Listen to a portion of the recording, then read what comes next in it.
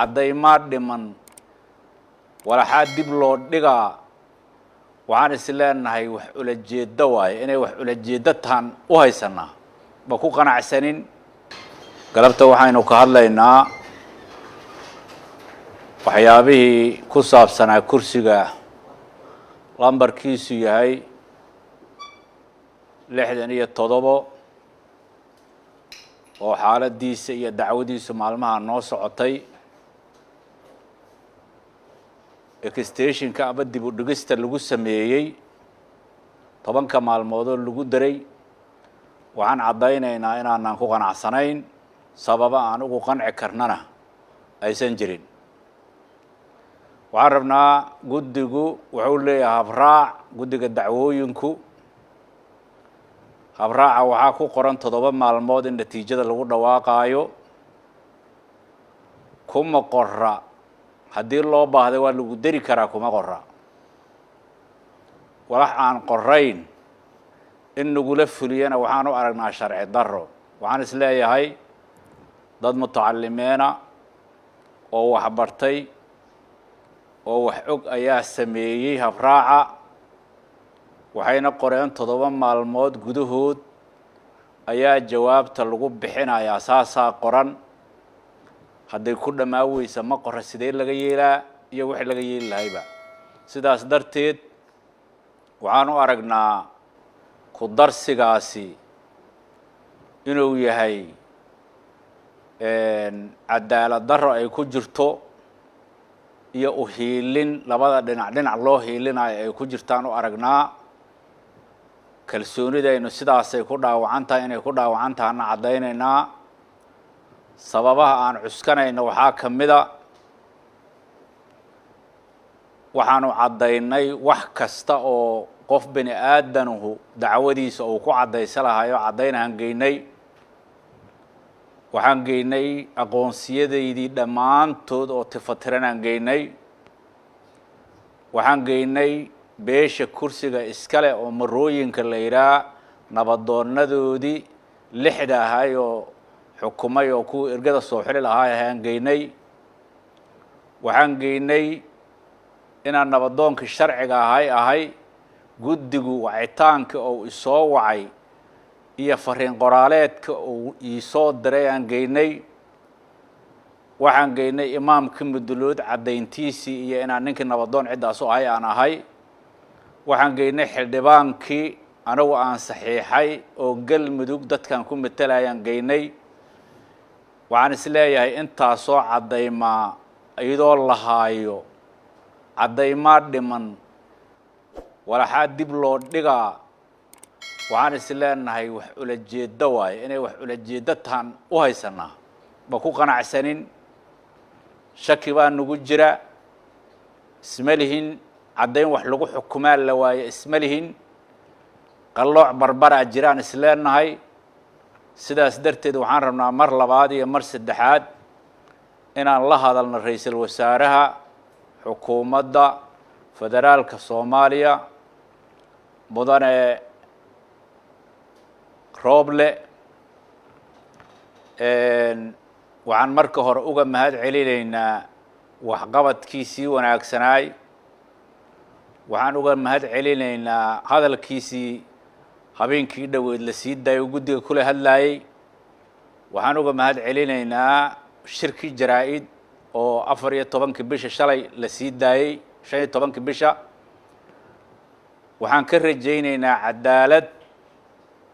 iyo inuu doorashada wadadeedii saxda ah ku soo celiyo mudane ra'iisul wasaare mas'uuliyadaas adiga iskale ilaahay hortiis adaa qaaday ummadda Soomaaliyeedna aday kugu aamintay anunkuna adaan ka sugaynaa wax wanaagsan waxaana ku cadaynaynaa inaan aragno waxna shaki geliya oo ka socda guddiga xalinta khilaafaadka shaki baa naga galay in dib loo dhigo annagoo wax walba cadayna geeyna shakiyaa naga galay waxaan rabnaa inuu guddigu shakigaas iska bixiyo waxaan rabnaa in ra'iisul wasaaruhu shakigaas naga bixiyo waxaan rabnaa kursigaas wadadii xaq ahayd nabadoonkii saxiixa u lahaay iyo nabadoonadii ergada xuli lahayd iyo ergadii coday lahayd iyo musharaxiintii isku aamini lahayd erga siman ku tartanto isku aamini lahayd inuu ku soo noqdo toobiga saxda ah sidaasaanu ka codsanaynaa ra'iisul wasaaraha sidaasaanu ka codsanaynaa guddiga dhammaantiis sidaas baanu ka codsanaynaa guddiga xallinta khilaafaadka sidaas baanu leenahay sidoo kale waxaan rabaa inaan la hadlo bulshada kursigan iska leh kursigan adinkaa iska leh maamulkiisana adinkaa iska leh si aad u madax bannaan tihiinuuna u dhacaa cadaaladaan u helaynaa haddii cadaalad loo waayana cadaalad darro qof nooga qaadi karta male mar labaad iyo mar saddexaad waxaan u soo jeedahaa bulshadu inay isdejiyaan kana war sugaan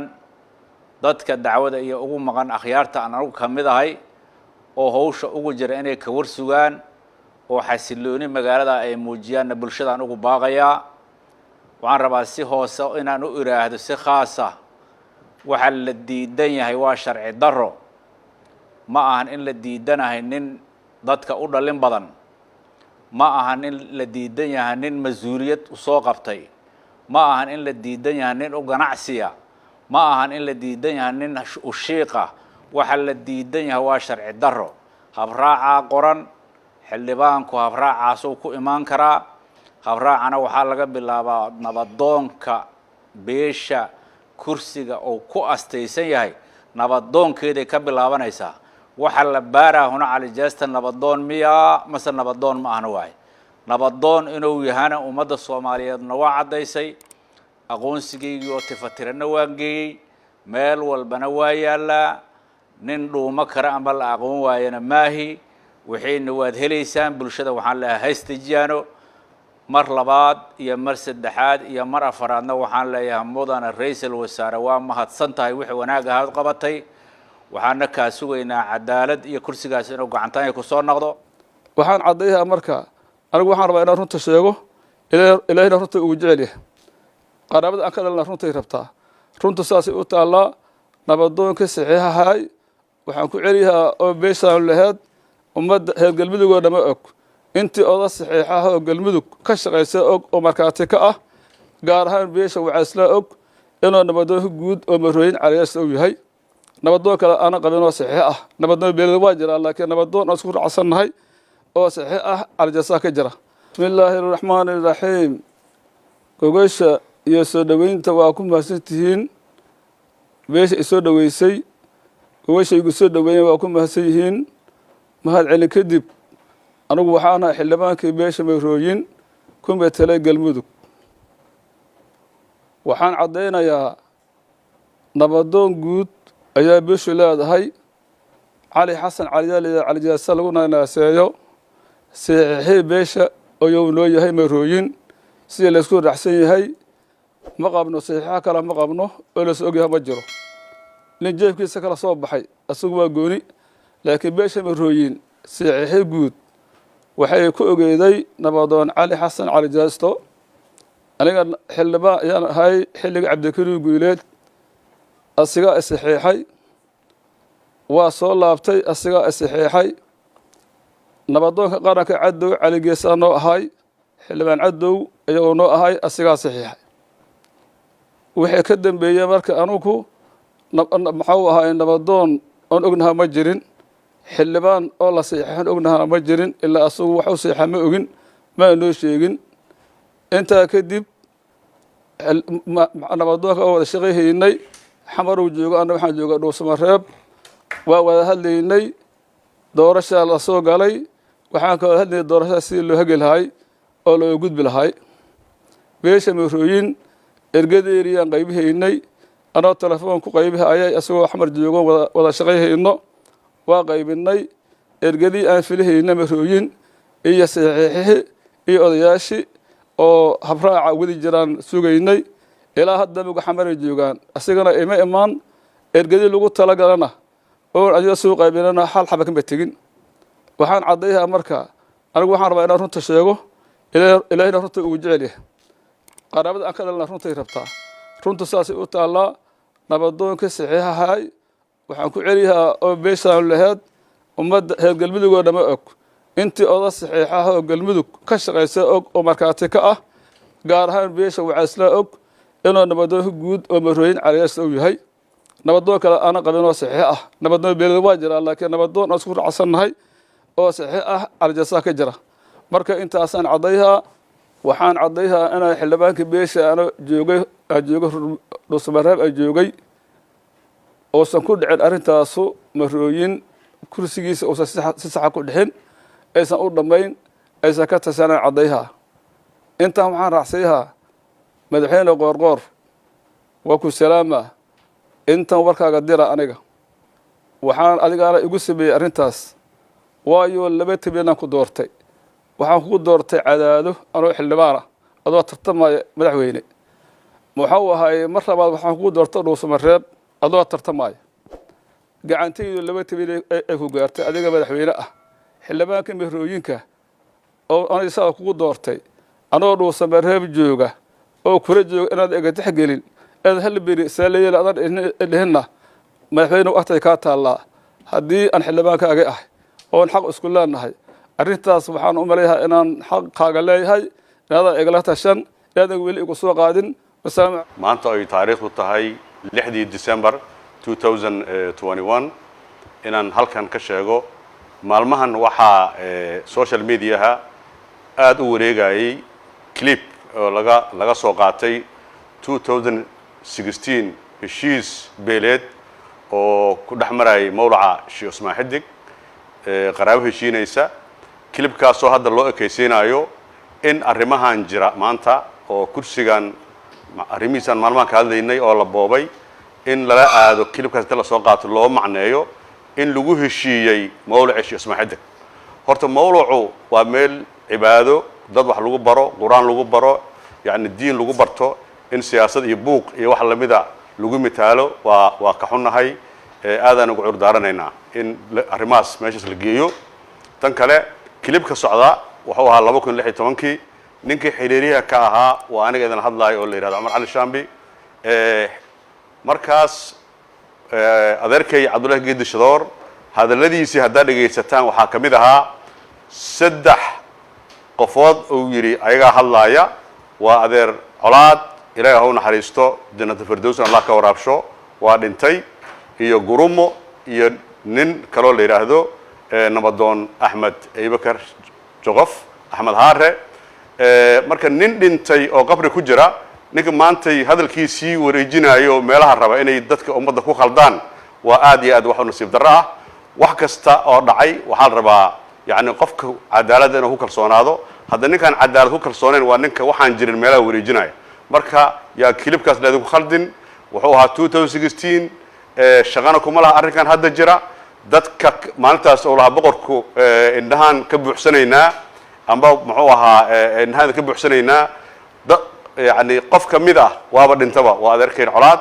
ilaahay ha u naxariisto marka waxaan mar labaad iyo mar saddexaad u sheegaynaa in arrinkaasu uusan wax shaqo ku lahayn arrimahan maanta socda oo kursigan la boobay oo Hope 67 wax shaqo kuma laha waa wax ka horeeyay waa 2016 macquulna ma aha anigoo shalay xiriiri ka ah meeshaas haddana inaan maanta iraado nabadan aan la wadaa waxaan nabad la qaadana male nabadna lama nihin waa nimanna boobay waa nimanna xoogay waxaan noo dhaxeeya annaga ayaga cadaalad noo dhaxaysa marka guddiga xalinta khilaafaadka jawaabtada ka sugaynaa waxaan rajaynaynaa inay u heeli doonaan cadaaladda oo dhinacayna kursigii la shalay oo ay taariikhdu ahayd 5 bisha December waxay ahayd 7 maalmood ee ay qabsadeen guddiga xalinta khilaafaadka ee doorashooyinka iyadoo runtii ay nagu fogay 7 maalmood inaan sugno sababtuna ay ahayd maadaama aan soo gudbinay caddayn kasta ee bini'aadam ku qanci karo hadday noqon lahayd xagga dhaqanka oo aan caddayn kasta keennay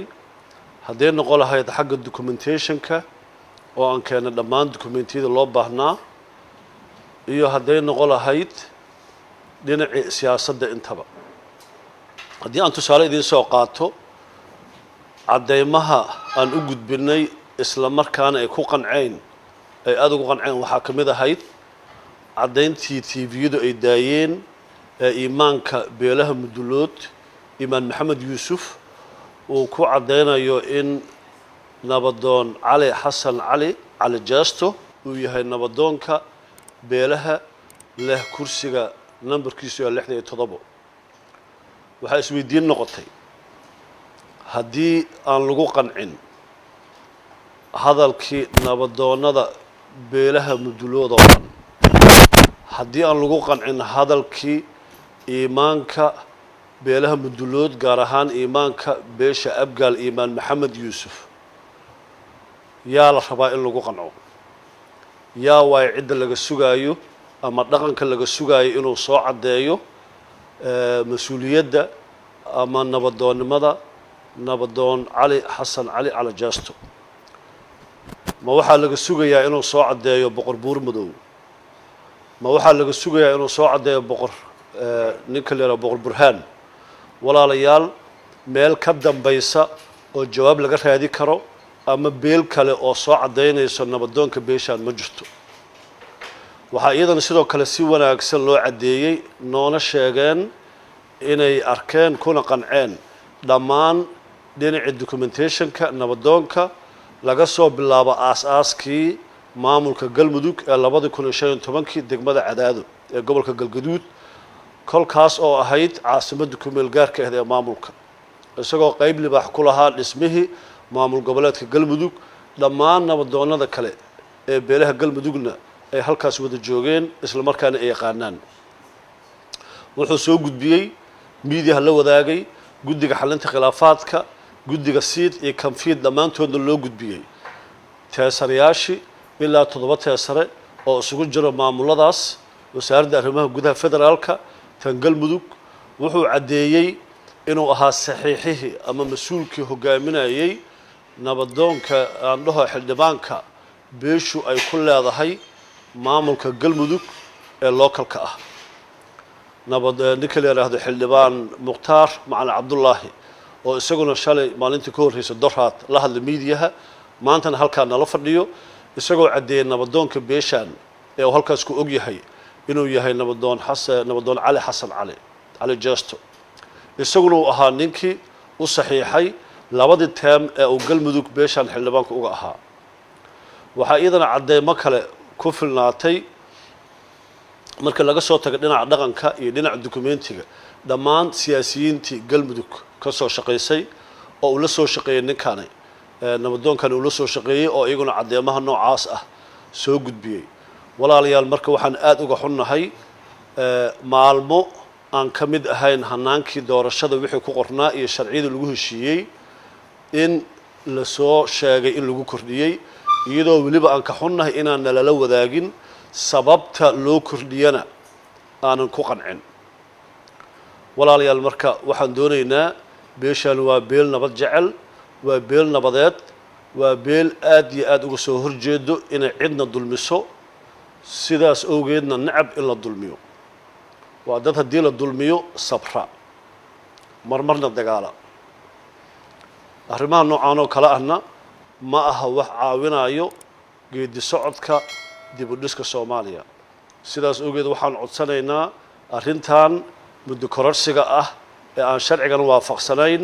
in la joojiyo sidaas awgeedna lagu dhawaaqo natiijada ay ku qanceen ee ay heleen waxaa iyaduna xusid mudan dhinaca kale in ayan ilaa hadda hal caddayn oo bini aadan ku qanci karo aynu guddigana u gudbin miidiyahana aynan la imaanin nabadoonnimada macnaheedu ma ahan hal maalin wax lagu soo saxiixo sababta ay miidiyaha inta u yimaadaan ama meel madar ah ayan u imaan karin ee ayan u sheega karin inay yihiin nabadoon dhaqan ee beeshaan waxay ka cararayaan mas-uuliyadda kale ee faraha badan ee la socoto tusaale ahaan nabadoonku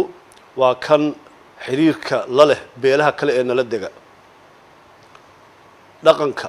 diyada daqarka duugta iyo waxyaabaha kale ee mujtamaca Soomaaliyeed ka dhaxeeya ka mas-uulka ah waxay ka cararayaan mas-uuliyaddaas maxaa yeelay haddii ay sheegtaan oo meel madar ah ay ka sheegaan waxaa soo koraysa mas-uuliyad kale oo ayna ka bixi karin mujtamacii wax u dhiibtana ayna hortooda ka sheegi karin inay mas-uuliyaddaas u hayaan intaas waa warbixinta koowaad waxaan rabaa inaan fursaddan uga faa'iidaysto ummadda Soomaaliyeed waa ka dharagsan tahay cadeymaha aan soo gudbinay mas-uuliyadda guud ee doorashada soomaaliyana waxay saaran tahay ra-iisul wasaaraha jamhuuriyadda federaalka ee soomaaliya mudane xuseen maxamed rooble oo runtii aan isleenahay in xaggiisa ay cadaalad ka imaan doonto in uu si wanaagsan arrintan hoos ugu eegi doono mas-uuliyadda iyo wanaagga aan ka sugayno nalaguguna tilmaamay waxay ila tahay inaan ka heli doono mudane ra-iisul wasaare waxaan si sharaf leh kaaga codsanaynaa maadaama guddiyadanu ay saxiixaga halkaas ku joogaan wax kasta oo dukumenti iyo sharci aan haysanno waa usoo gudbinay waxaana la kulannay extension aan wax sababa lahayn wax aan ku qanci karnana ayaan la socon sidaas ogeed waxaan kaa codsanaynaa mas-uuliyaddaas lagu dhiibay ummadda soomaaliyeedna ay kalsooni kugu dhiibatay rajo badanna ay nooga muuqato inaad u istaagto wixii aad keentana waxaan rajaynaynaa sida ummadda soomaaliyeed ay u tilmaameen inay cadaaladda